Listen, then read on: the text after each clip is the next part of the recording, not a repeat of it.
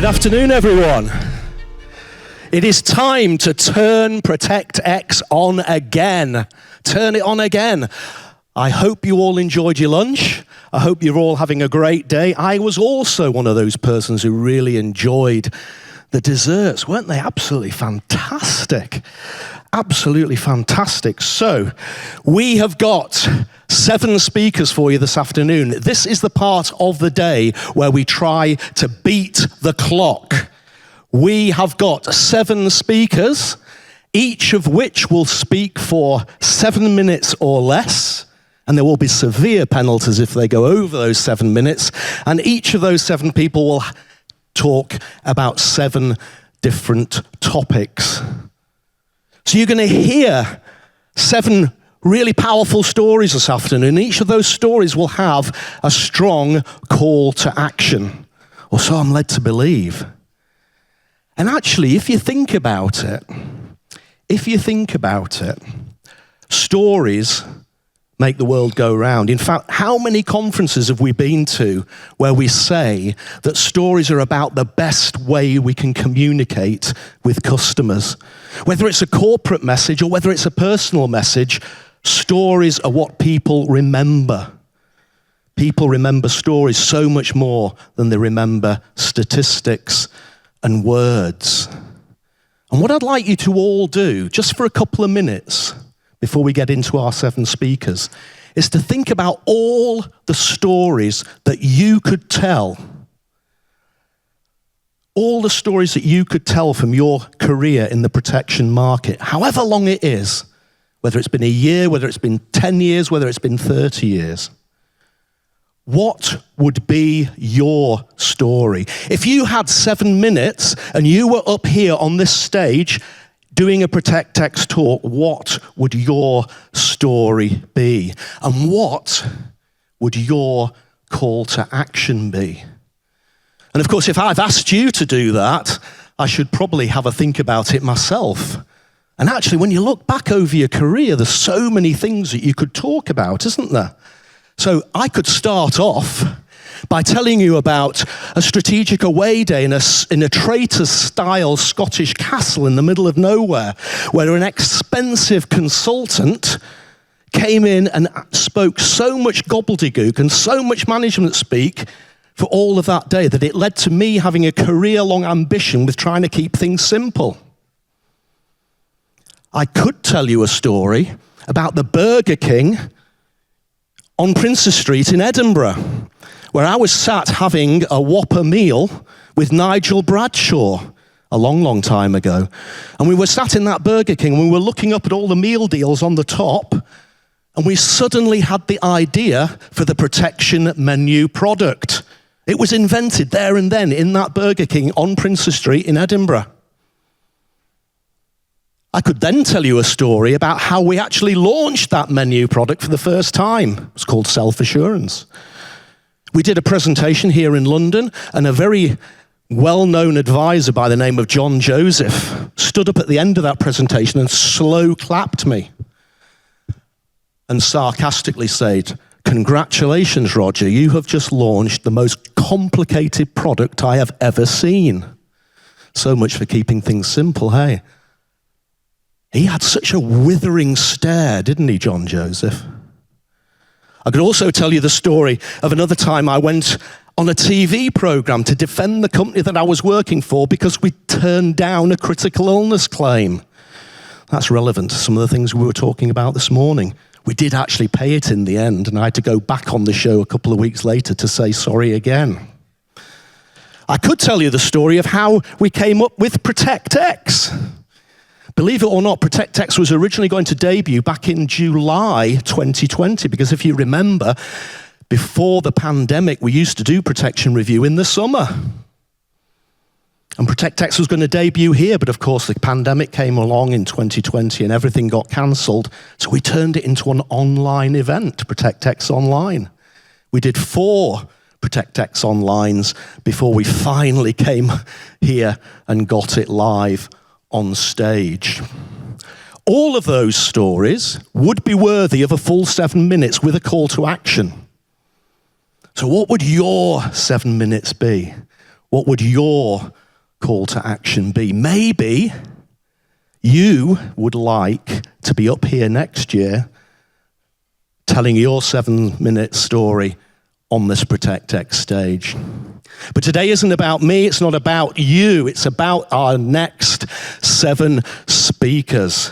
And as I said, they've got stories to tell, and those stories are rooted in the past, but also they look forward to the future of our industry. I would like you to remember all the stories that you're going to hear this afternoon, and I hope that the speakers will remember their 7 minutes on this stage this afternoon as well. So I want to ask you a favor. I want you to make a lot of noise when they come on the stage. Deal? And I want you to make even more noise when they go off the stage. Deal? Yeah, okay. Except, of course, if they go over the 7 minutes, in which case a slow clap a la John Joseph is absolutely fine. Absolutely fine. So this is how it's going to work. I will introduce our first speaker. Once he comes on stage and does his thing, I'm not going to keep bobbing up and down. That's a little bit too dull. I will stay down in the audience. I'll still have this mic. I'll do a very brief introduction between each speaker. They will then come on stage to their own walk-on music. So our first speaker this afternoon is a gentleman by the name of Will Trump. Now, Will informs me that he is able to juggle fire clubs and he can ride a unicycle. I got quite excited when he said that. I thought we'd have him do both of those here on the stage. He did tell me he couldn't do both at the same time, and then the landmark said, no, health and safety will not allow that. A lot of you might know Will from Swiss Re. He's recently set up a company which is focused on behavioral science. We've looked at that quite a little bit today already. So please, the first big cheer and round of applause. Welcome to the ProtectX live stage, Will Trump. Thank you for the welcome. My name is Will Trump, no relation. Just get that out of the way first. And we need to talk about the empathy gap. That's my topic. We need to talk about the empathy gap. We, in the room here, the builders, because that's what we do, we build insurance, policies, products, customer journeys. We need to talk about the empathy gap that exists between us and our customers. Now, at this point, you might be thinking, nope, there's no empathy gap with us. We're very customer-centric in our business. In fact, we've even got customer centricity on our website as one of our values. Am I right? Well, I'm going to put it to you that customer centricity means nothing unless you can show me that you also have customer empathy. Now, let's define, what do we mean by empathy? A bit of etymology. M means with. Pathos is the other part of that word from the Greek. Pathos means feeling or experience or even suffering. So it's to feel with someone. It's to experience with what they experience. It's to suffer with what they suffer. That's what empathy means. Can we genuinely say that we feel with the customer? We experience what the customer experiences and we suffer with what the customer suffers. Because let me ask you, would you like to go through what you put your customers through?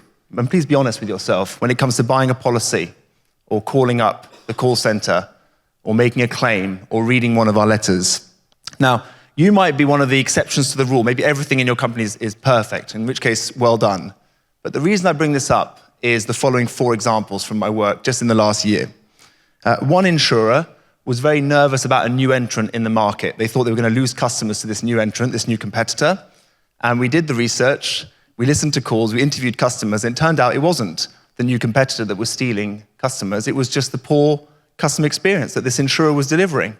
At peak times, people were calling up and waiting 30 minutes on hold before speaking to someone. One customer said to us, I'd have stayed with them if they'd actually answered the phone. That's an empathy gap. Another broker told me about, let's look into early cancellations. And we thought maybe customers have a change of mind after buying a policy. But we reviewed the customer journey, and customers received 32 bits of comms after buying a policy. I'm not exaggerating. Some from the insurer, some from the broker. Very little of this talks to each other, refers to each other. In some cases, customers get a text message on the day that they hang up the phone with a broker. Then they get an email. The text says, check your details online. The email says, put your policy in trust. And they haven't even been told that the policy is set up. They haven't even received their welcome pack or their welcome email yet. No wonder people are confused, and perhaps it leads to cancellation because of an empathy gap. A third example is an insurance company that deals with customers who call up when they're frustrated about the price going up at renewal. And probably with the best will in the world, they explain to the customer, they talk at the customer about all the reasons why the price has gone up, the changes to the benefits. And I listen to those calls, and in some cases, I'm not exaggerating, 90% of the call is the agent talking. The customer's kind of reduced to one-word answers. They finish the call quickly, and then they promptly cancel because of an empathy gap. Finally, a big broker in the States brought me in. They'd launched this brand new commission structure for brokers. It was designed to optimize sales and it could boost conversion rates. And they called me in because they said, Will, help us. Our agents are rioting. That was a bit of a baptism of fire.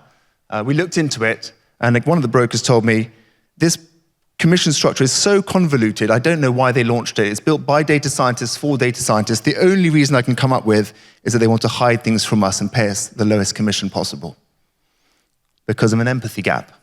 That's why I'm saying that today we need to talk about the empathy gap.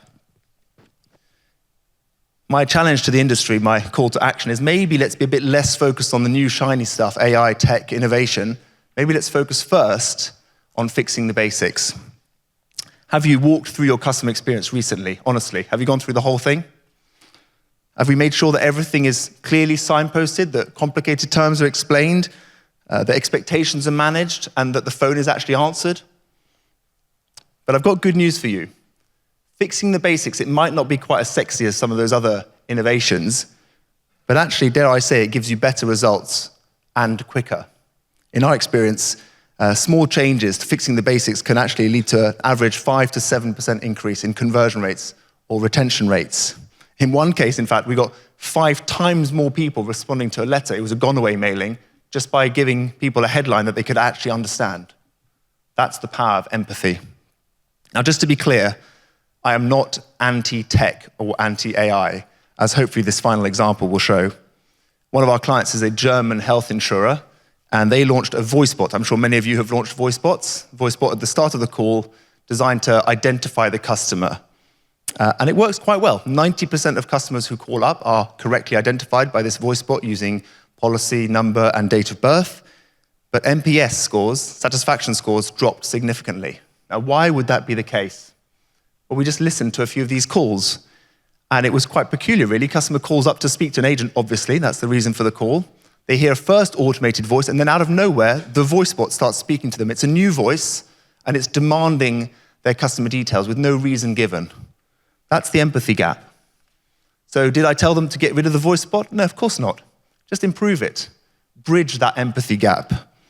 We made a few small tweaks to the script, and then we said something like this: I'm here to identify you. You are currently in the queue to speak to an agent. And while you're waiting, let me ask you a couple of questions to identify you so that when you speak to an agent, things will go faster. You see what I did there? Very small changes. You are currently in the queue to speak to an agent. I'm not fighting you anymore. I'm helping you. While you're waiting, let's get you identified. That's use of idle time, so that when you speak to someone, things will go faster. That's the clear benefit. What happened? The NPS scores recovered. That's the power of empathy. So please, today, put yourselves in the shoes of the customer. Go through what they go through. Feel with what they feel. Experience what they experience. Suffer with what they suffer. And quite quickly, you'll see there are many ways in which you can improve things, because that's the power of empathy. Thank you very much.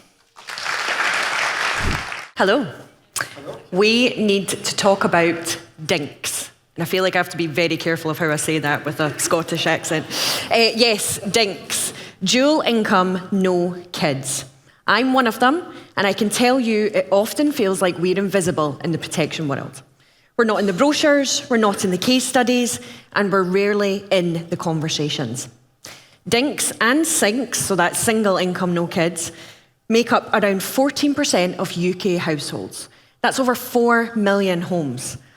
And single people with children have the lowest uptake of income protection at just 9%. Why? because the industry still leans heavily on the protect your family narrative. But what if your family is just you, or in my case, a partner and a dog named Iggy? We need to rethink what family means. For some, it's children. For others, it's a partner, close friends, pets, or chosen family. Protection language needs to reflect that diversity. When we say dependents, we need to be clear. It's not just about children. It's about anyone who relies on you emotionally, financially, or practically. And sometimes that person is you. In the words of Destiny's Child, I depend on me. That's the reality for millions of people today. Independence is powerful, but it also comes with responsibility. Now, I'm part of a shift in how people live, work, and plan. In general, more people are getting married and having children later in life, if at all. It's part of a broader change in how younger generations are choosing to live, prioritising flexibility, career, and lifestyle before traditional milestones. And I'll be honest, I've made a conscious decision not to have children. That's my choice, and it's one I'm confident in. It's not like I don't like children. I do, mostly. I just know that's not right for me. But not everyone has the same outlook. Some people are still deciding if they want kids. Some are waiting for the right time. And some, heartbreakingly, don't have that choice at all. So that's why we need to be mindful. We shouldn't assume a life path. We should reflect the life someone is actually living. So when we talk about protection, we need to talk about personal goals, independence, and future choices. Sinks and dinks might look financially secure on paper, but a sudden loss of earnings can still disrupt financial plans, especially when both partners rely on their full income to maintain their lifestyle or meet their shared commitments. We're not risk-free, we're just risk-different. If anything, we're actually highly motivated to protect what we've worked hard for. Now, I want to know that if something unexpected happens to me, I won't have to compromise on the life I've worked hard to build. In fact, there are millions of people just like me who want protection, not because they have children, but because they have dreams. Now, my call to action here isn't just aimed at advisors, because most I've had the pleasure of working with are incredibly forward-thinking and use inclusive language. But even some of them would admit they are guilty of the odd assumption or the inevitable coming of children. My call to action is much wider, and I think we all have a part to play in this. So think of your role. Are you considering the changing world? Are we really listening to what customers are telling us, and are we reflecting that in our businesses? Are we designing products and processes that reflect real lives, not just idealistic ones? The modern household is diverse, it's dynamic, and it deserves to be seen. Are portals and systems flexible enough to allow advisors to have holistic conversations and not just tick boxes? Are networks and service providers helping by giving advisors the flexibility and space to tailor their recommendations? Are we all communicating our products and services in a way that resonates with different audiences, or is your narrative too family-focused? Are you guilty of having a stock image on your website or on a leaflet showing a man and a woman holding hands running along a beach with two young children, giddy at the thought they've just secured life insurance? Now, I don't stand here expecting everyone in the room to be communications or marketing experts, and I certainly hope not, or I'd be out of a job. But there are things you can do to help. My first bit of advice, and I cannot stress this enough, is to actively invest in your communications and marketing teams, or at least seek external specialist support if doing this in-house is not an option. Why? Because good marketing is worth its weight in gold. It's not just about making things look pretty or writing catchy headlines. Marketers bring a skill set that's invaluable. They think about nuance, they think about tone, they think about audience psychology in ways most people don't. They spot the assumptions hidden in language. They challenge stereotypes, but most importantly, they understand the audience. If we want sinks and dinks to feel seen, if we want blended families, single professionals, and carers to feel understood, then the words we use matter. And I know budgets can be tight, but I promise you, ignorance will be more costly to your business than investing in marketing. And before my boss, Steve Bryan, starts sweating, this is not a pitch for more marketing budget, but if you are feeling generous, I wouldn't say no. My second piece of advice is to avoid the one-size-fits-all trap. So we need to be careful not to group people too broadly. You wouldn't say all women are the same, so why would we say all families are the same or all sinks and dinks are the same? That's just simply not true. So let's take 2 dual-income, no-kid households as an example. So Tracy and Colin, they live in London, they both work in tech, they love city life and spend their money on travel and experiences. They rent a high-end apartment and have no plans to buy property soon. Their biggest fear? Losing the freedom to explore the world. Protection for them means safeguarding lifestyle and flexibility. Now, compare that to Jane and Graham. They're in their late 30s, they live in a rural area, and they've just bought a home. They're planning renovations, they're thinking about early retirement, no kids, but they're deeply invested in financial security and building wealth. For them, protection is about stability and safeguarding long-term plans. So 2 couples in the same segment, but completely different priorities. And that's just 2 examples. So imagine how different it gets when you add single professionals, blended families, LGBTQ+ relationships, cohabiting couples, or people caring for elderly parents. My point is, we can't afford to generalise. So build personas that reflect real people, not just age and income, but mindset, lifestyle, and life stage. Now, finally, I'd like to give a light nod to the Exeter. As I mentioned earlier, my boss is here today, and my end-of-year review is coming up. So what better time to plug myself and my amazing team. Seriously, though, we're proud to be part of conversations like this, and we want to keep challenging ourselves to raise the bar next year. We're already working on tools to help advisors have more inclusive conversations, taking the fear out of the unknown. This will make it easier to tailor advice and build confidence in those conversations. So please look out for more on that to come. But for now, let's leave today thinking of ways we can all make sure the sinks, the dinks, and every other client feels seen, heard, and represented. Because when we do that, we don't just grow our market, we grow our relevance. Thank you for your time. We need to talk about just how inclusive protection insurance really is. At last year's protection review, session 2 focused on diversity and inclusion. Joe Miller used the Oasis concert ticket debacle as a thought-provoking scenario, not too dissimilar to the protection purchase cycle, where the customer wants something, but before they know it, the process has taken far longer and is costing significantly more than anticipated. So just how inclusive and accessible is protection insurance? Well, unsurprisingly, I started my research by asking ChatGPT. It told me protection insurance is improving, but it is still not truly inclusive or accessible for millions of people who need it most. There is an opportunity to lead the way in designing protection that works for everyone, not just the healthiest or wealthiest. And that got me thinking, have we come full circle? I think to effectively critique ourselves as protection insurers, we need to first look back at the heritage and original purpose of insurance. It starts around 3000 BC with the earliest known instance of insurance-like practices where merchants would distribute their goods across multiple ships. In the 14th century, it is the first written record of a marine insurance policy. And moving forward to the late 1600s, the principle of underwriting emerges, where an insurer would assess the risk profile of a ship's cargo before providing coverage. Now roll forward to the 19th century, which is where it starts to become more relevant to what we do today.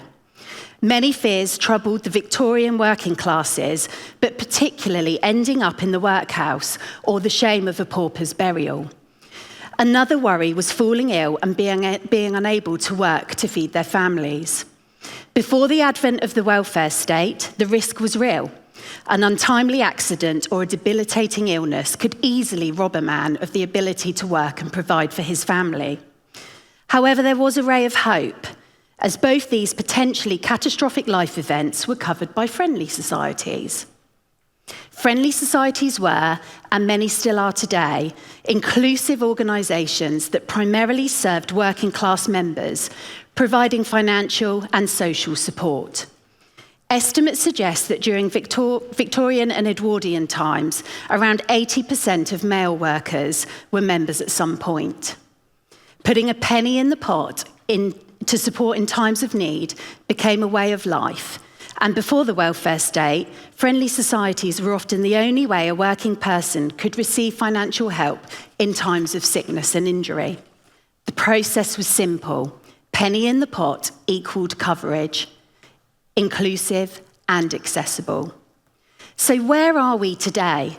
How does modern protection insurance fit societal norms now and this notion of inclusion? Protection insurance is often designed to exclude non-perfect lives and those who have a higher risk of claiming. We've heard about it today. Some insurers underwrite to only accept the clean lives. Some price for impaired lives, but with a price tag to match. Some use Mori terms. Whatever the option, I think it's fair to say they all need a level of understanding and time to navigate. It's certainly not as simple as the penny in the pot, and for understandable reasons, we'd all agree, I'm sure. And what about emerging times? Think about the gig economy, millions of workers with no employer benefits and irregular income, yet our protection products often exclude them. People with chronic conditions or past mental health episodes, they're often penalised or declined. Recent NHS data shows that the number of 16 to 24-year-olds in England reporting symptoms of OCD has more than tripled in a decade. That's our current and future customers. Ethnic minorities may face lower access, language barriers, or just distrust in the system. What about neurodiverse individuals? Demand for ADHD and autism assessments internationally is now considered a global phenomenon, with some NHS waiting lists up to 8 years just to get assessed. It's a postcode lottery. And what about the struggle with our forms, interviews and jargon for a cohort that may find it harder to concentrate for longer periods of time? Even young, healthy adults often don't engage because the products feel too complicated. The average reading age of adults in the UK is between 9 to 10 years old. That's food for thought. And the ongoing backdrop of the cost of living crisis. Demand for food banks is up more than 50% compared to this time 5 years ago. Between April 2024 and March this year, a food parcel was delivered every 11 seconds.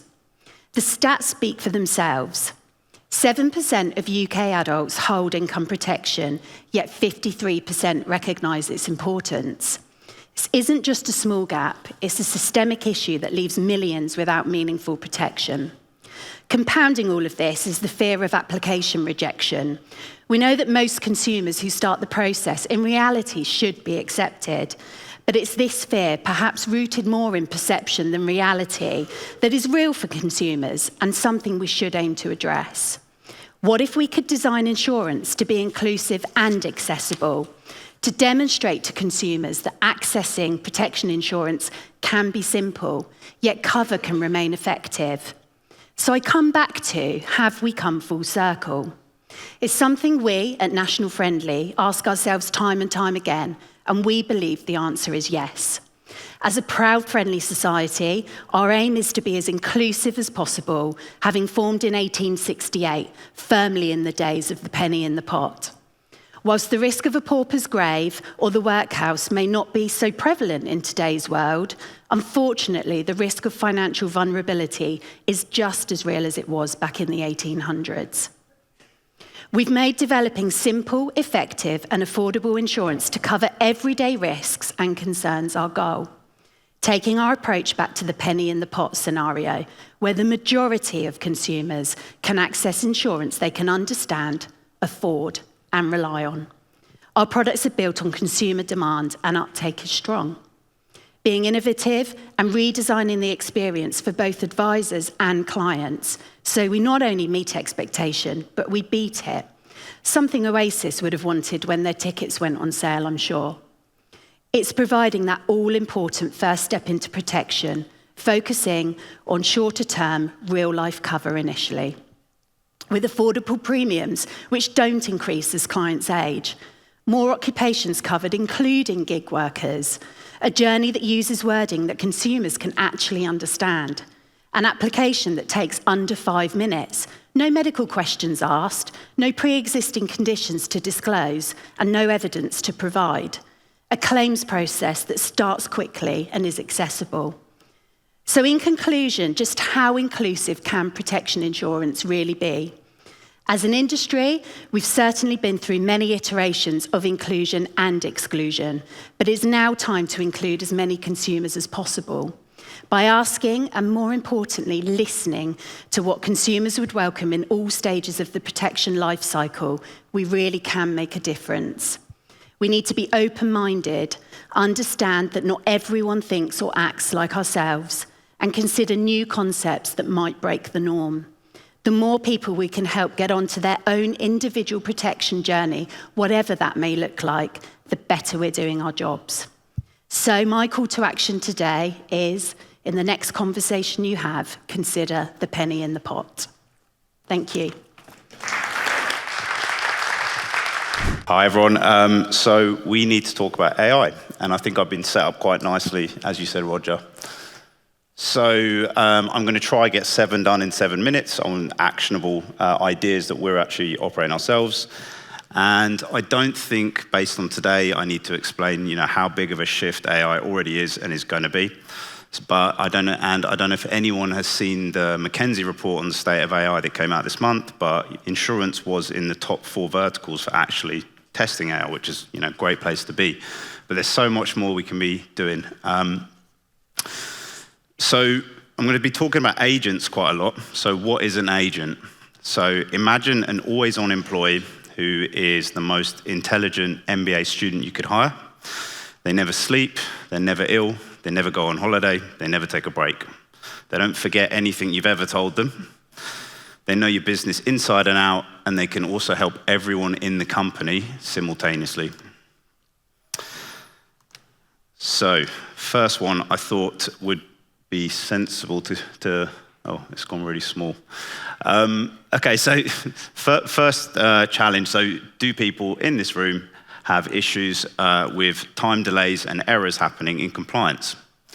Lots of back and forth, lots of time wasted, but why not have an AI compliance agent? So imagine everyone in the organization, from the newest junior to the most senior person and staff, has access to basically an agent that can check anything from sales material, claims offers, any outbound communication, any emails that your sales team send out, can instantly check, is it on board, is everything compliant before they send it. Not only that, you can easily scan all your call recordings and just check, is everything above board. And what this effectively does and helps everyone in the business is stop that back and forth with compliance, send things over that is 99% complete as opposed to, most of the way there. Number 2, do you have an internal marketing team that is not producing enough great ads quickly and consistently and take into account the brand's tone of voice and the branding? So AI marketing agents, if you plug in the right information now, can give you a 20 times improvement on ads across all different platforms. If you're writing marketing email sequences, landing page copy, blogs, SEO articles, a marketing agent can really fast track that, give you better outputs. It can also instantly and securely analyze all of your data, give you marketing insights. And I don't know if anyone generates B2B leads, but you don't have to ask for War and Peace on contact forms. With some basic information, you can get AI workflows to effectively go enrich that data and find out, what is the job role of the person, how many employees does that business have, what's the size, and so on, so that when they do go onto that call, they're armed nicely with a lot more information. Number 3, does your customer service team face a lot of the same queries again and again? Well, why not look to automate some of that? So customer service agents, they don't just have to deal with emails and live chats. They can do outbound calls now. They can handle inbound calls. They can use WhatsApp and so on. And one business that I work with, for example, they pay £5 a call to an outsourced call business, and they found that 30% of all their incoming calls are just people chasing deliveries. So we built an agent. It basically handled all those calls instantly. If it couldn't get the answer instantly, it could literally go call a manufacturer or a supplier, double check that, go back and give the answer. So obviously massive saving in efficiency. Number 4. Do you have a lot of inbound sales calls and generate a lot of leads? Well, what if you could get a big uplift in conversion rate on those? So call sentiment analysis is super powerful now. And kind of how it works is you upload all your call transcripts, it scans them all for you. It can even do it live, and you can even get to a point where someone can interject in the call if you think you're going to lose the sale. So I've seen this in a few different businesses, and I've seen about a 10% improvement in recovering lost sales. So, and imagine an AI that's instantly looking at, what are buying signals being missed? Who's the salesperson? What do they need a bit more training in a certain area? Are your teams put in the wrong dispositions on leads?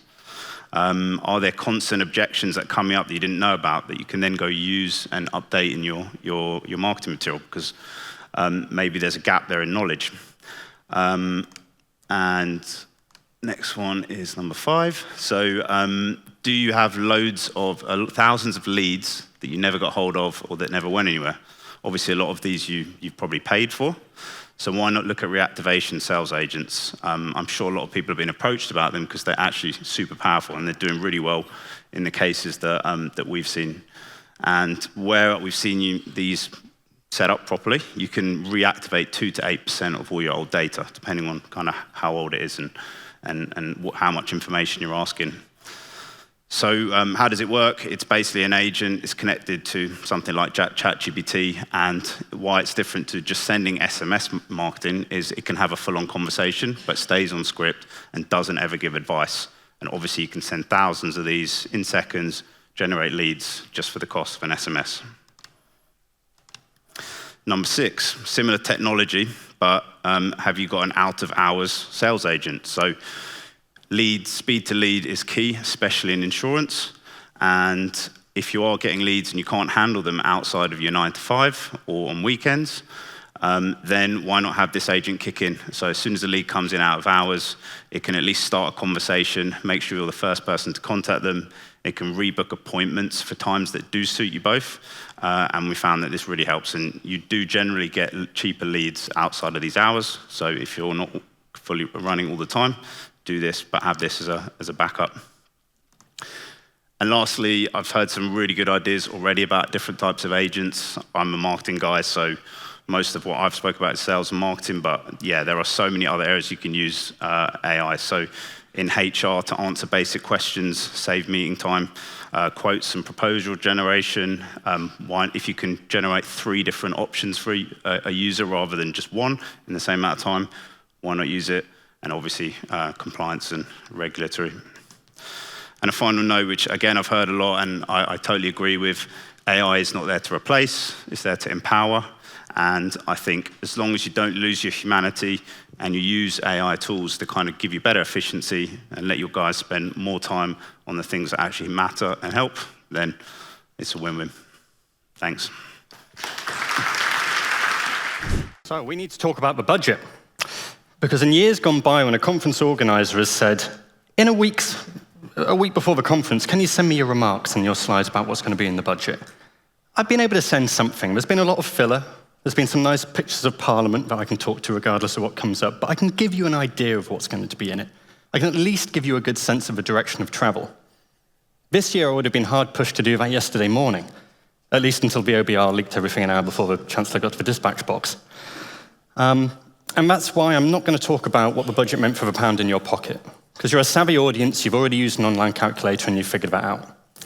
Instead, I'm going to talk about the political capital in the Chancellor's pocket, because that's key to understanding why it was such a long and messy process in the run-up, why we got the budget we did yesterday, and crucially, the prospects of the Chancellor having to come back not just a second time, but a third time with additional revenue-raising measures to try to fill a fiscal headroom.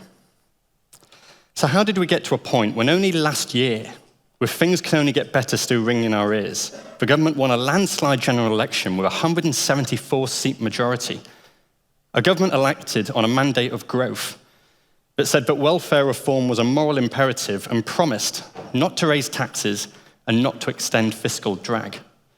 To a position where at the beginning of this month, the Chancellor's special advisors were rolling the pitch to get the markets ready to say she's going to raise income tax for the first time in 50 years. To then U-turning a week later, and then bringing 780,000 people into the basic rate of tax, 920,000 people into the higher rate of tax, all to raise welfare spending by £10 billion. Now, as this is a 7 at 7, I'm just going to have to focus on one thing. But one crucial element is party management, or sort of lack thereof. So the government has 411 MPs. There are about 100 government roles. There are then about 17 select committees that Labour control. So that gives you 293 MPs who tend to get a bit restless if their only job is being told which door to vote through and which lobby to go into when it comes to helping pass legislation. So the original government approach was a bit like a primary school sports day. Everyone gets a prize. Okay, so you can be the mission champion for business lending, okay? And you can be our regional champion for the Southeast. Oh, you wanted to do that as well. Okay, you can also be our mission champion for the Southeast. It's fine, we can have a few of them. But that didn't really work. So 2 weeks into that landslide majority, the government faced its first parliamentary rebellion. The two-child benefit cap is something that a lot of Labour MPs are very passionate about and campaigned on. So when the government said, no, it's not going to be in our King's Speech, no, this isn't something that we're going to be pursuing, lots of MPs voiced their concerns. Now, the response was, okay, if you vote against this, you'll lose the whip. 7 MPs then did lose the whip. But an even bigger number said, no, this isn't sustainable. No, actually, we need some sort of concession. You're going to have to give us a roadmap, otherwise you're going to store up bigger problems for yourselves. So 2 weeks in, the government said, okay, we'll have the Child Poverty Task Force. Okay, we'll look into this. So 2 weeks in, backbench MPs already realised that despite the size of the majority, they could still influence the government. And then they smelt blood. So fast forward to the beginning of this year, the government says, no, we really need to get to grips with welfare spending. We're going to push through reforms that will require a vote that will save £5 billion on health-related welfare benefits. Again, Labour MPs said, well, we've got some reservations. And the government said, okay, come into number 10 and let's talk about them. What they actually said was, no, we're not going to budge on this. Yes, this is very important and you have to vote it through. No, we're not inclined to U-turn on this, and even if we did, you want the two-child benefit cap and we don't have money for everything. And yes, this is a confidence vote in the government, so we expect you to vote on it. Now, the Prime Minister, who was overseas at a conference, as he often is, was asked about this and said, oh, this is just some people noising off. Now, honourable members don't tend to like being described as those people who are nosing off. So, lo and behold, the government realised it didn't have the Labour votes to be able to pass these reforms, so kicked the can down the road, said, okay, we'll have a review that will report autumn 2026, so before the next budget. Now, the electorate don't really reward parties that are seen to be bickering. I mean, as for Conservatives after last year. And they also don't reward parties where the leadership don't seem like they've got a grip on the parliamentary party. So it's not surprising that Labour's polling around 17–18%. Meanwhile, Reform UK, who've said, see, infighting just like the Conservatives, reneging on their manifesto promises just like the Conservatives, are polling around 29–30%, which makes party management even harder. Because you get lots of MPs elected for the first time with pretty small majorities thinking, oh, hang on, we've already had a reshuffle and I'm not a minister. I think I might be a one-term MP. I think I'm going to be looking for a new job come 2029. So I don't need to win brownie points with this government. I can stand by my principles, and actually, even if we're going to be out of power for 10 years, I might be able to come back if I can keep my copybook clean. If I can hold my head up high in the Labour movement and say, no, I voted for what I believed in. Which makes it even harder to be able to pass things and to be able to have them on side.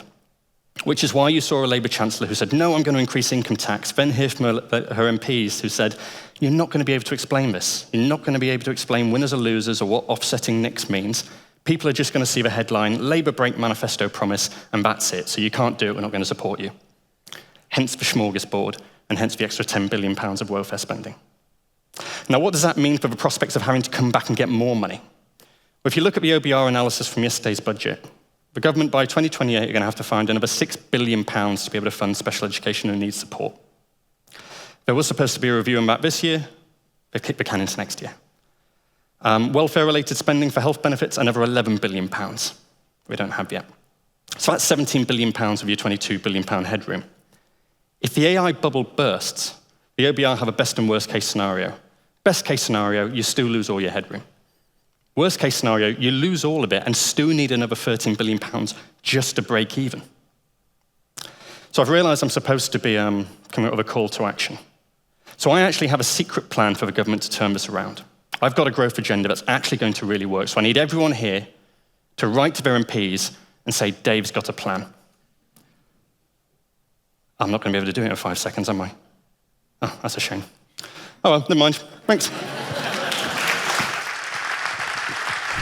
Hope you're all doing well and making it through. It's me and one other before the pub, okay? So we need to talk about April 2027 and the largest reforms to IHT in decades. That's right. So not exactly the thing that's going to get a conference like this pumping, but I believe it should, and let me explain why. So, unless you've been under a rock, you will have seen it in the press for the past year. This is big news. And whilst the ink is still drying on the budget, which Dave has helped us with a little bit there, and thank God we didn't cross over, and small print's been finalised, let's look at what we know so far. So, the non-DOMs got hit first, and that happened this year. Next year, it's the farmers. And in 27, the biggie, this is where unused pension pots will no longer be free of IHT. So, what does it all mean? Let's look at the stats. So another 2.4% of the UK population by 2028 will be affected and will be subject to IHT. That is another 10,500 families. And it's already coming through in the receipts. So we're seeing 8.2 million last year, and in this tax year, it's about another billion again.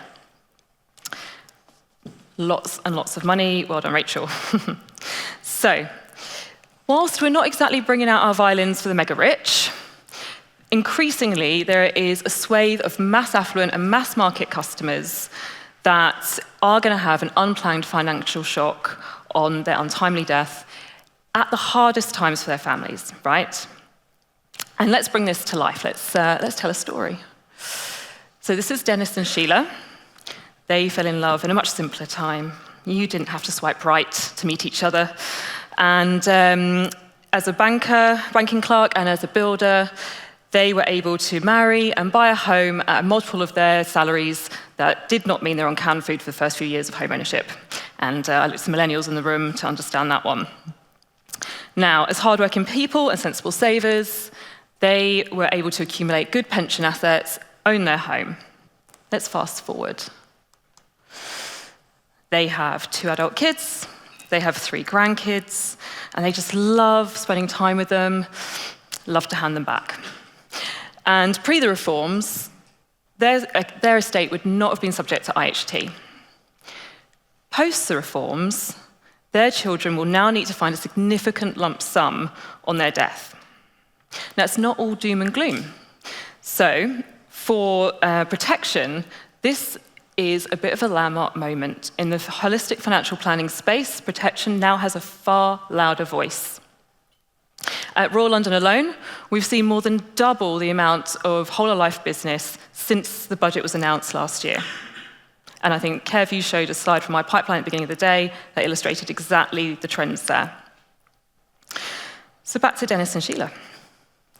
They went to see an advisor, and the advisor had 3 S's that helped them. They had solutions, they had support, and they had symbiosis.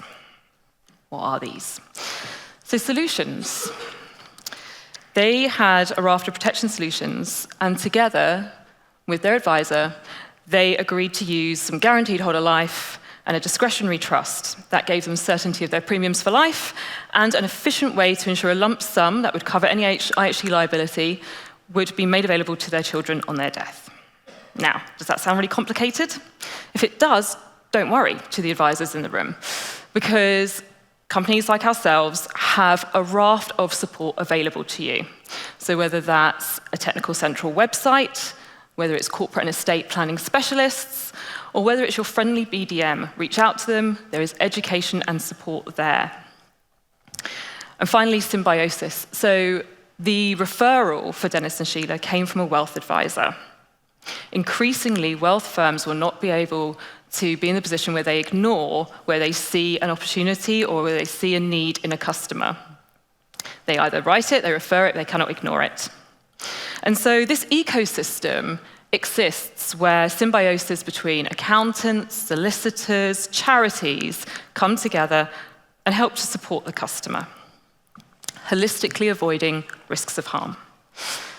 And what it leads to is families that are protected. Dennis and Sheila get to pass on their wealth securely, and their families don't have a financial shock, when things feel really hard. And the advisor has 2 new families to reach out to and have a relationship with in Dennis and Sheila's children. These people are not the mega rich, and they do need your help.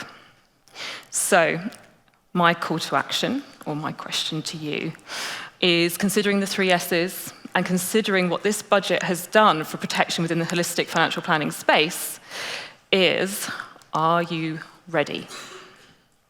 Thank you very much. You know when you're really nervous and you've got your presentation and you've got a water bottle that leaks all over it and you can't read it? I'm one of those people. So we need to talk about jigsaws. And no, I haven't lost the plot.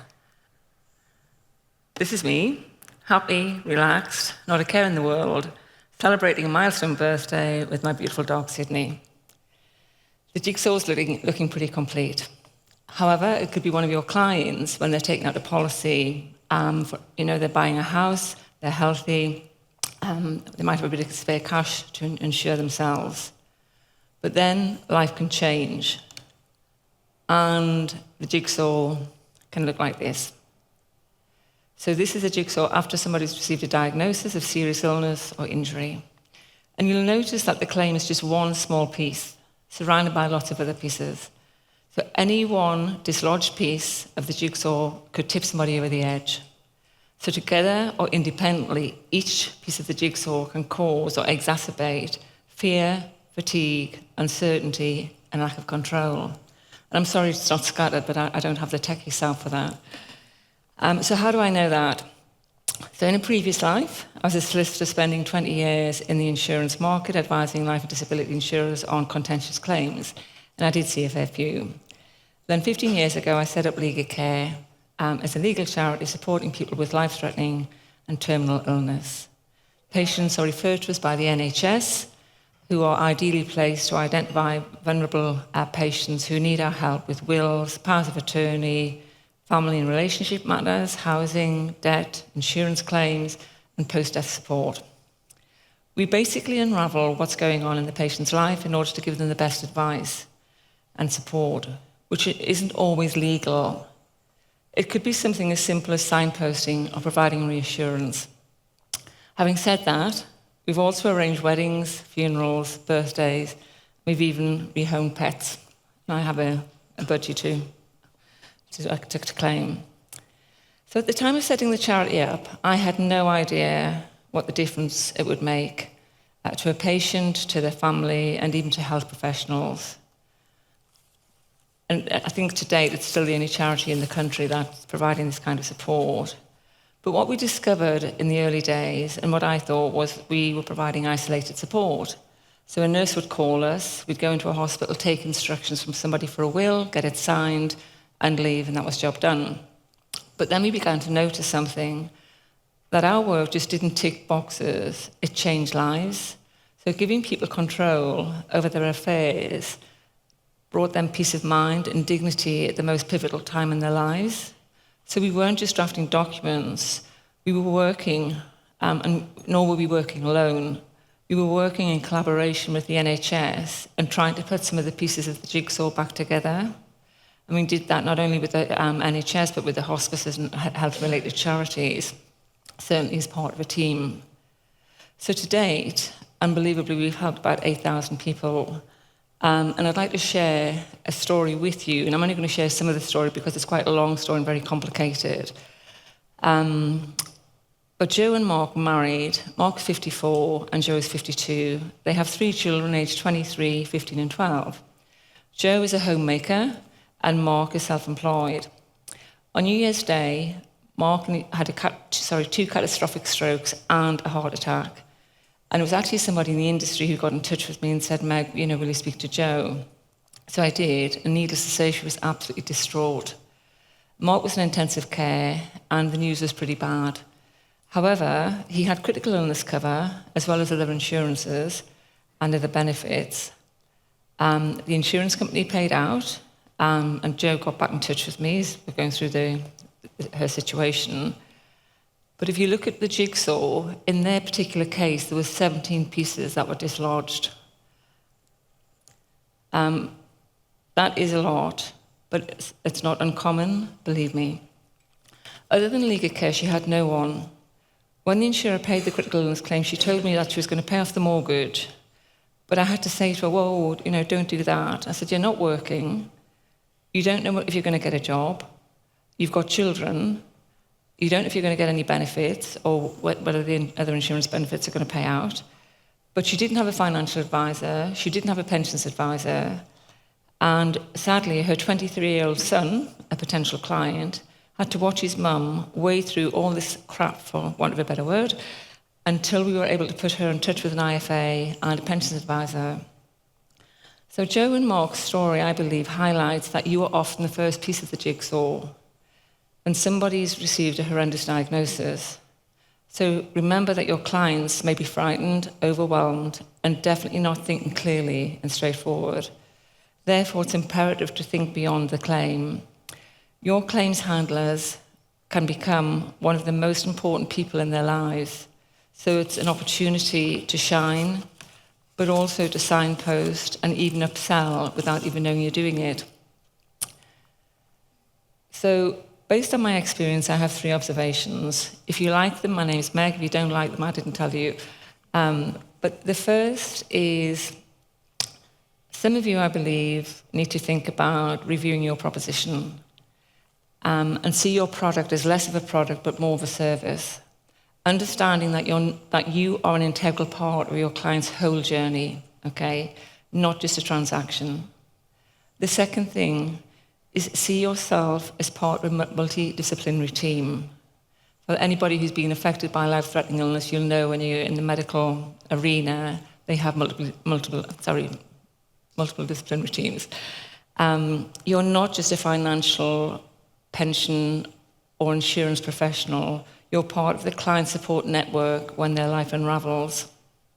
I understand that the financial inclusion strategy have suggested that signposting at any stage of the relationship is now mandatory. This could help your clients be resilient or become more resilient. And thirdly, please promote your value-added services. Some of you offer absolutely fantastic ones, the counselling, medical, rehabilitation, and a big shout out to Guardian Financial Services, who I'd like to thank because they use Legacare to provide legal help to their clients. So one last thing. Roger kindly mentioned that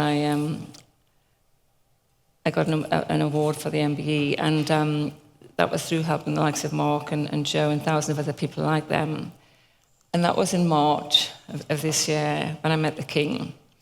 And I received for services to law and vulnerable people. And when I met the King, he actually said to me, I think you're pretty amazing. And I was like, oh my God. And he said, I do. He said, I think you're pretty amazing.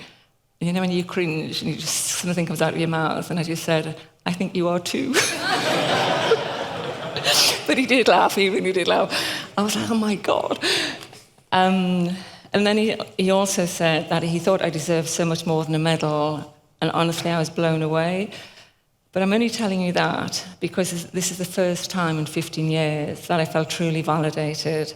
And it doesn't get much better than getting validated from the King. So he gave me confidence to stand here and say to all of you that I believe this room is full of great people, passionate people who genuinely want to and can make a difference. And my call to you is remember, when life falls apart, money isn't everything. Connection, compassion, and care help complete the jigsaw. Thank you very much.